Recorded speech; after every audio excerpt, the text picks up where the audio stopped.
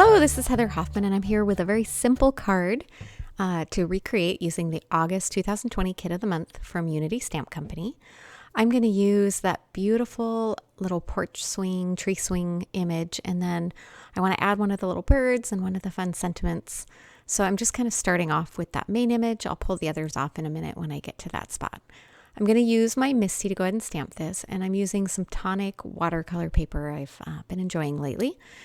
And it's already trimmed, or the size of the package comes in is already an A2 card size, but I wanted to trim it off so I could create my focal point and then mat it on a white card base. So you can see there I trimmed off 3/4 of an inch on each side, and that was about the perfect to get the framing that I wanted on there. Now I'm going to set this in place in my Misty, kind of plan the lineup for where I want to put that, that swing. I kind of wanted it to go off the edge of the card on the top left corner, and then make sure that whole branch fit in on the right hand side.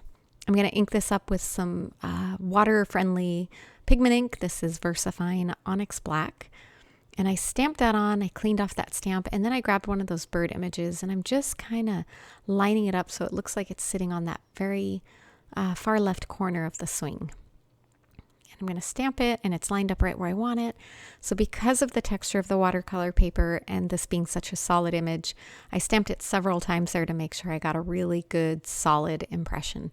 I love that silhouette just on there, and I wanted it to be nice and solid with no white spaces. I'm going to do the same thing here to add my sentiment. I kind of played with the placement of where I wanted to put it, and I'm going to stamp that also multiple times there with that same black pigment ink so I can get a good deep dark crisp with the thick lines there of that sentiment.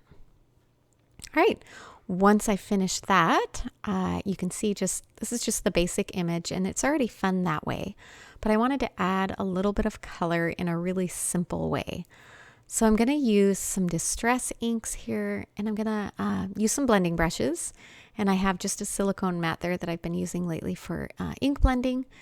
I'm using 3 colors of distress ink. Fossilized amber is the first one, and I'm using a blending brush because I want to apply it on and kind of blend it where I want it, but leave it in a nice soft, with a soft look on the edges, and that blended out look is really easy to get with the brush. You could also use foam pads if that's your preferred method of ink blending.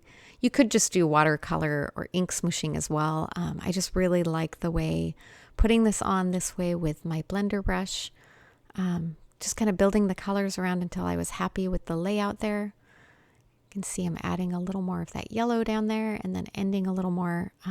So spiced marmalade is that orange, and then festive berries was that happy red color. All right, now I'm kind of happy with just the distribution of that around the edges of my card. So I'm going to clean off my mat there a little just to avoid making a mess. And I have a water bottle, and I'm just going to lightly mist that with water. I'm not going to completely soak it, but I'm putting a decent amount on, enough to move that ink around a little and add some texture to it as well. So I set that aside to dry completely thoroughly, mounted it with foam adhesive on my white card base, and this simple, fun, easy technique is finished. Thanks so much for coming by today. I hope you enjoyed, and have a wonderful day.